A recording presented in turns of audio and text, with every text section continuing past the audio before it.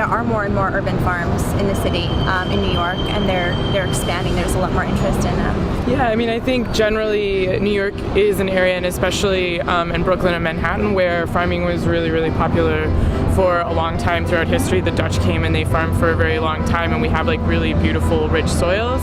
And then you have this giant city that popped up, and I think people became sort of very disconnected from their food. So now most of our food in the city comes through Hunts Point and has to circulate all over. And so I think farming started coming back because people in this area have a long history of it and felt very disconnected. And you see a lot of like health problems arising. And so I think especially in Brooklyn and in this part of Manhattan, there's this like push towards understanding, well, where is my food coming from and how can I get more connected to that? So I think farming here is really about exploring new ways in the city to get back to your farming roots. So we have like a lot of roof farms now. We have this space in the middle of a park that's totally different. And it's beginning to think about how you can use the city and how kids can view the city in a different way, is what's appropriate and what's not. I think a lot of kids would never walk by a place like this and ever expect to see a farm, so it's sort of amazing. Same thing with like roof farming and stuff like that, is finding a new way to use these places and for kids to see that like there's a different way to use this space that doesn't have to be just a parking lot or cement, and that